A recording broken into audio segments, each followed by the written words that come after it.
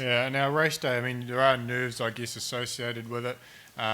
You wake up in the morning, it's my biggest hurdle. We have a routine that we've had, we've basically got it down pat we developed it over the prior 4 years. And it was, my biggest hurdle is breakfast time, getting the food down. We try and have a decent carbohydrate meal about 3 hours before the race. But nerves and, I get it. It's like I have one spoon too many, eh? I'm doing fine, put that next mouthful in and my guts just go clamp. It's like, oh, I didn't want that mouthful. And he can tell, he can tell when I've done it, and I just sit there and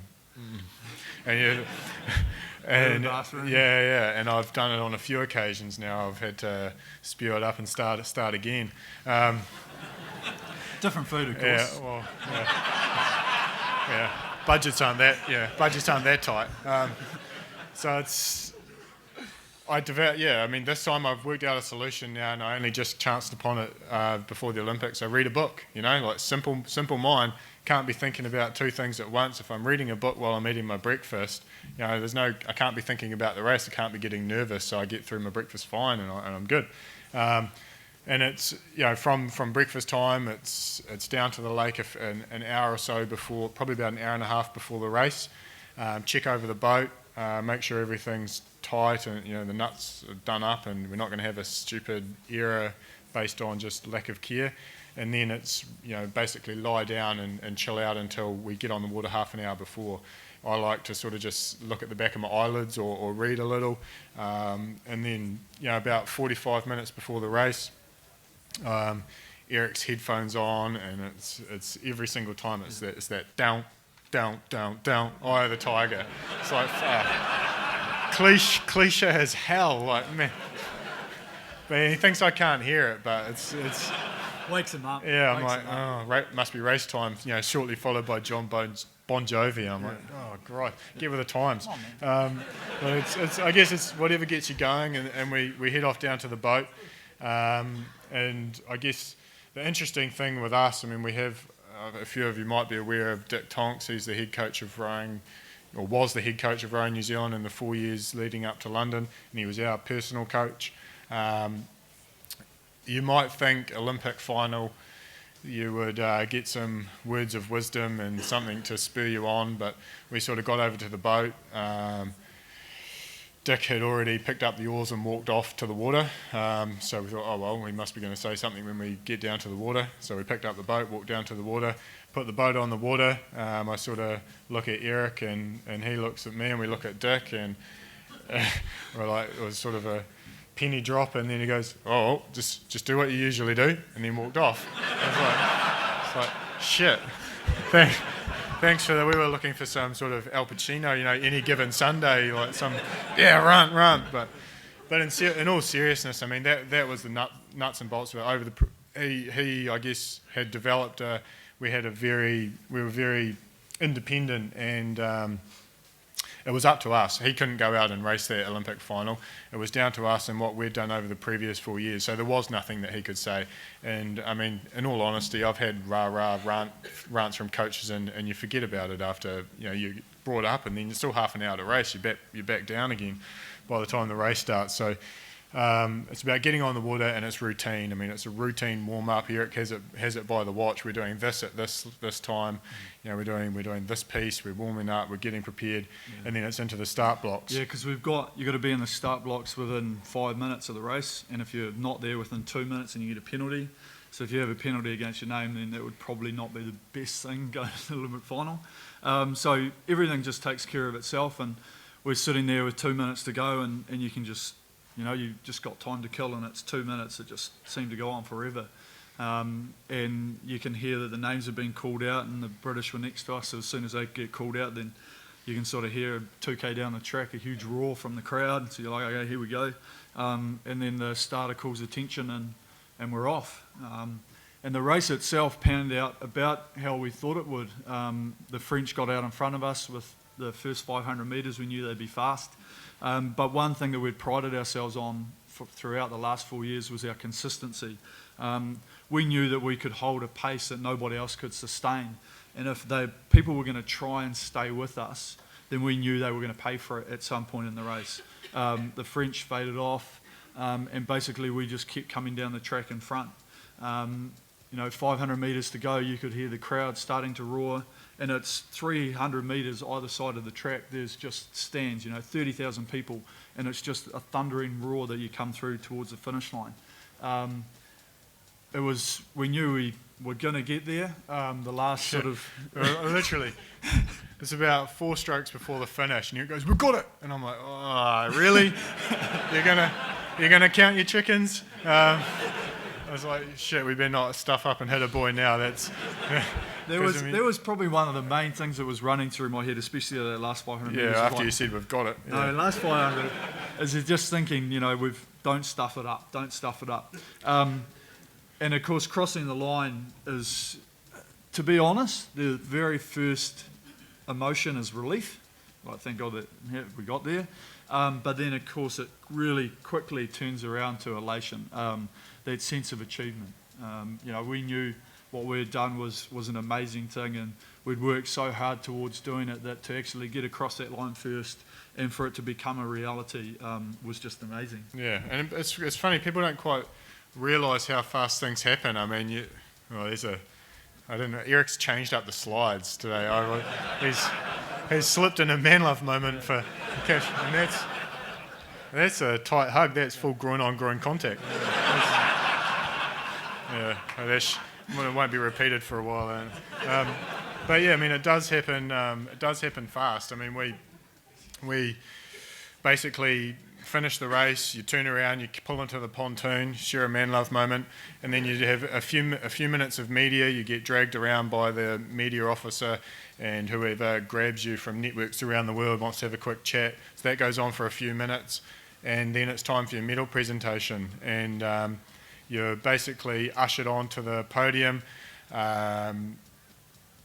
Medals, you get announced as the winner. Medals go on. Flag goes up, anthem played, and it was quite a poignant moment. The way it was oriented, the flags were on behind the stands, and we sort of had to look through a pocket of New Zealand supporters. There was probably about 50 of them there, and we had to look through them to the flags, and sort of Eric shed a tear as he tends to do, and it was it was a really touching moment, but it happens fast, and then within literally a few minutes of the whole presentation starting, you've got usually like an officious German woman coming on going, time to go, move along, moment's over. We're like trying to get photographs from people up in the stands, and they're basically ushering her off, and you're done. And I straight after that, I spent the next hour trying to piss into a cup to prove I wasn't on the same stuff as Nadia Ostapchuk. And it's quite rigorous. People probably don't quite realise.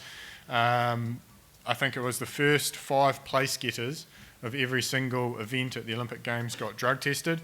And a drug test is, I'll tell you what you do. I mean, it's a relatively involved process.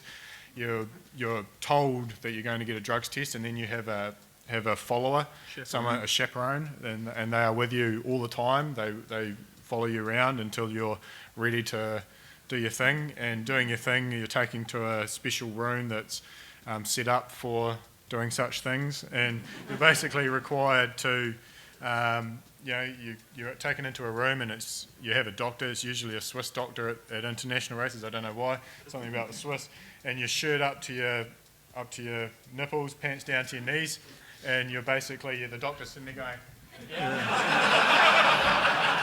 yeah, that's coming from the right place.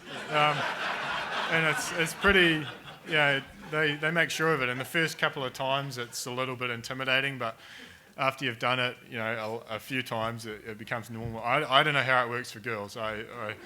It's got to be at least ours is on the outside. It's easy. But yeah, it's a good part of the sport. I mean, we hope that we're lucky in rowing. There's not a lot of drugs. There hasn't been anything probably major since 2006. I think that was the last time some ruskies got done.